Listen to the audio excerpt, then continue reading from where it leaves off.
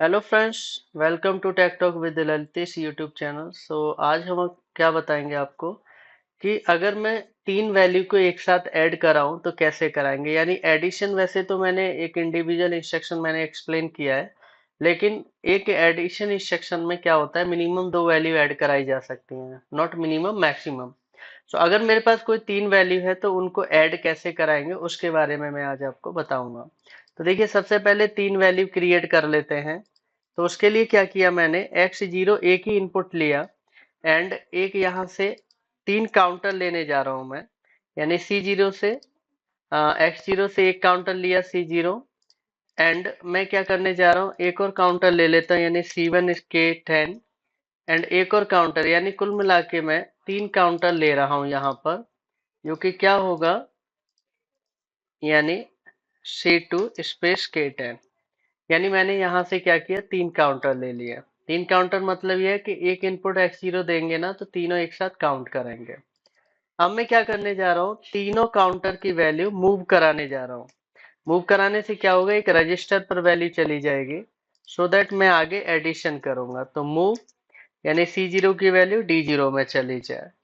उसके बाद मैं यहाँ से फिर से पैरेलल लगा रहा हूँ और एक और मूव इंस्ट्रक्शन यहाँ से ले लिया, यानी MOV C1 की वैल्यू D2 में चला जाए। देन एक और मैं यहाँ से पैरेलल ले लेता हूँ एंड उसके बाद मैं यहाँ से क्या करूंगा, मूव C2 की वैल्यू D2 में, D4 में चला जाए। इसका मतलब क्या होगा फ्रेंड्स, कि तीनों काउंटर की वैल्यू एक एक रजिस्टर में मूव करा दिया। अब मैं क्या चाहता हूँ, एडिशन करना। तो एडिशन के लिए मैं यहाँ से एक नया लाइन ले लेता हूँ। तो देखिए, मेरे को तीनों काउंटर की वैल्यू एडिशन कराना है, तो पहले तो एक मेमोरी बिट ले लिया।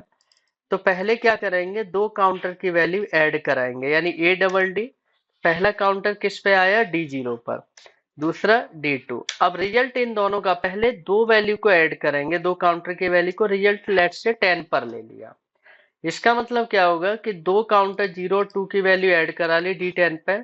अब क्योंकि एक और काउंटर की वैल्यू ऐड करनी है तो पता है क्या करेंगे, एक और ऐड इंस्ट्रक्शन लेंगे, क्योंकि एक काउंटर एक एडिशन मैक्सिमम दो वैल्यू ऐड कर सकता है। तो एक और एडिशन ले लिया, यानी A DD। अब क्या करेंगे कि जो पहले दो काउंटर का रिजल्ट आया है उसमें तीसरे काउंटर की वैल्यू जो D4 है वो ऐड करके रिजल्ट से 12 पर ले लेंगे। इसका मतलब क्या है, D0 D2 दोनों काउंटर की वैल्यू ऐड होके 10 पे आया। अब एक और ऐड लेके इसी का जो रिजल्ट है आगे कैरी फॉरवर्ड होके दूसरे एडिशन का क्या बना, सोर्स ए बन गया, एंड D4 मेरा एक और काउंटर आ गया, रिजल्ट फाइनल 12 पर आया। इस तरीके से अगर दो से ज्यादा वैल्यू, अगर आपको दो से ज्यादा वैल्यू क्या करनी है, अगर आपको एडिशन कराना है दो से ज्यादा वैल्यू, तो इस तरीके से कराते हैं। मैं फिर से एक बार बना देता हूँ। यहाँ से मैं M1 ले लेता हूँ और यहाँ से एडिशन, यानी A DD स्पेस D0 पहले काउंटर की वैल्यू, 2 दूसरे काउंटर की वैल्यू, रिजल्ट से D10 में ले लिया। उसके बाद एक और एडिशन लेंगे हम यहाँ पर, और उसमें क्या करेंगे, दोनों काउंटर का जो एडिशन आ रहा है D10 में, तीसरे काउंटर D4 को ऐड करके रिजल्ट D12 में ले लेंगे। तो इस तरीके से हमने क्या किया, एडिशन कर दिया तीनों काउंटर का। तो रिजल्ट हमारा फाइनल D12 पर यहाँ से क्या होगा, जनरेट होगा। इस तरीके से दो वैल्यू से ज्यादा अगर आपके पास वैल्यू है तो इस तरीके से हम क्या करते हैं, एडिशन कराते हैं और रिजल्ट हम लोग क्या करते हैं, फाइनल कैलकुलेट करते हैं। तो चार दो वैल्यू से ज्यादा वैल्यू अगर ऐड कराना है तो किस तरीके से करेंगे, वो इस तरह का मैंने आपको बताया। अब यहाँ से क्या करेंगे, मैं यहाँ से पल्स देना स्टार्ट करता हूँ सो दैट आपको कॉन्सेप्ट क्लियर होगा।